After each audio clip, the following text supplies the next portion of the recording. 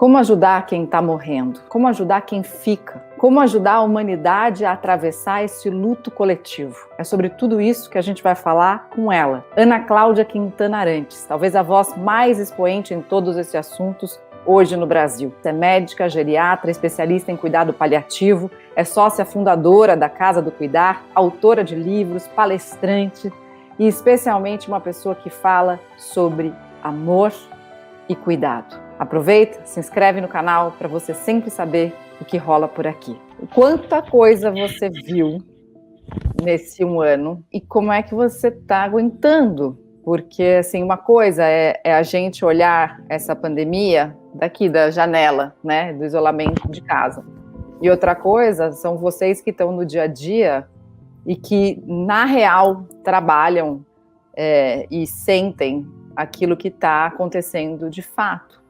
Então, eu queria saber, assim, nesse um ano, o que mais te marcou e como é que você está regenerando tudo isso dentro de você? Eu tenho os grupos de WhatsApp, tem muitos grupos médicos, né?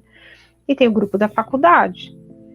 E aí, 125 médicos cinquentões lá, falando do dia a dia, né? Tem muita gente que está trabalhando em UTI, tem uma colega que é pronto atendimento do HC, então tinha notícia contínua de pacientes graves, pacientes em condições, assim, limites de intervenção, usando tudo e morrendo, e geralmente pessoas mais velhas, né?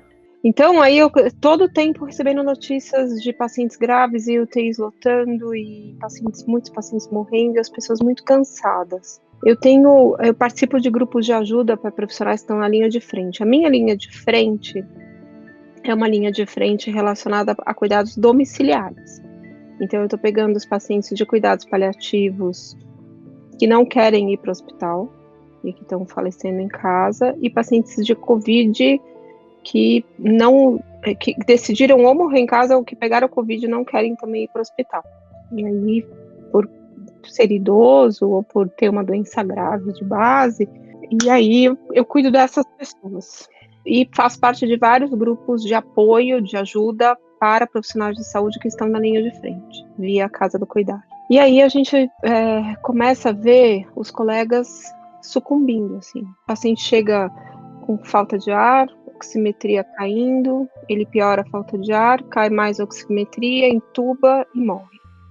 E aí, quando entra uma pessoa dizendo estou cansado, o médico olha e já parece que já vê o filme que vai acontecer. Isso começou a fazer as pessoas adoecerem muito. Então, tem muita gente que teve que sair do trabalho por conta de estresse pós-traumático secundário, de ver as pessoas desfalecendo de falta de ar e morrendo, e você tendo agora, recentemente, que você tinha que escolher quem que ia ficar no aparelho, né, porque não tinha aparelho o suficiente para as pessoas.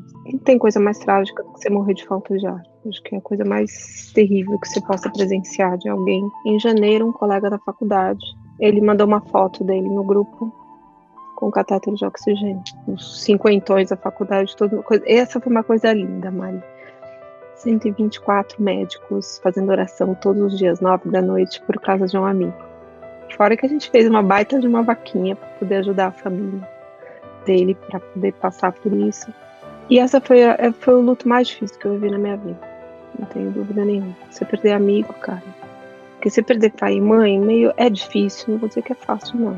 Você passou por uma situação como essa, não é fácil. Mas dentro da nossa cabeça tem uma coisa mais ou menos lógica de que eles estão na nossa frente, eles vão chegar na nossa frente no tempo da morte.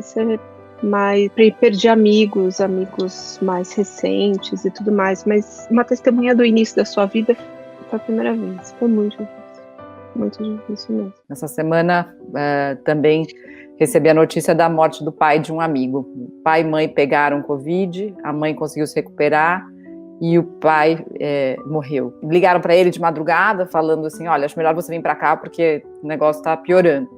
E aí ele chegou, né, no hospital e aquele corredor vazio, esperando alguém, até que de repente chegou na UTI ali e um médico colocou meio corpo para fora.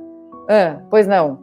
Aí ele falou, não, eu fui me recebeu uma ligação sobre o paciente fulano. Sei, o paciente do leito 113, morreu às 2h08. Tá bom, vai ali preencher o papel lá. E quando eu ouvi esse relato, e ele muito machucado com a forma que ele recebeu a notícia da morte do pai, eu imediatamente pensei no médico, o quanto esse médico tá machucado. Como é que faz, né? Se ele consegue dar conta da quantidade de sofrimento, né? Então você entra naquele distanciamento para você se proteger também, né? Na verdade, não está protegido.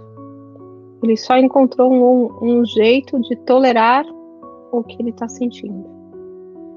Não existe uma forma mágica que transforme uma má notícia numa boa notícia. Se o médico tivesse colocado o corpo inteiro dele fora da porta, tivesse dito, eu sinto muito, mas a sua mãe morreu, não faria diferença.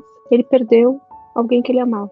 A forma como você dá a notícia é um detalhe, às vezes, bondoso ou mórbido, mas é um detalhe.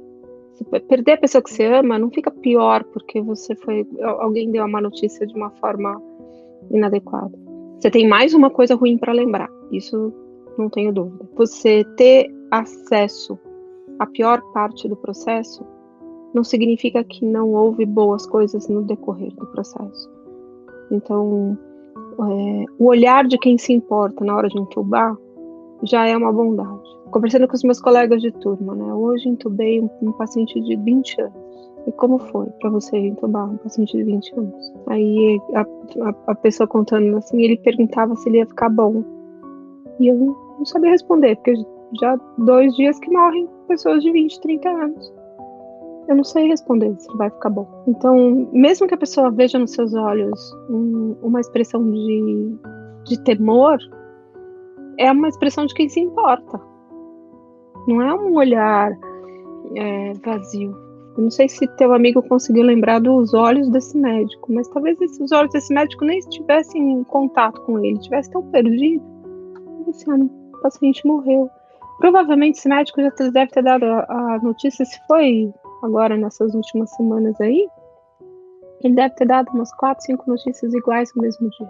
Se eu trouxer para o próximo paciente a morte do anterior, eu não consigo me conectar com esse próximo paciente. Então eu tenho que deixar a morte do anterior no dia que ele morreu. Não dá para eu chegar no atendimento do meu dia a dia e entrar numa casa pensando que aquele paciente é a última vez que eu vou vê-lo. Não dá para a gente carregar as memórias difíceis para o próximo atendimento.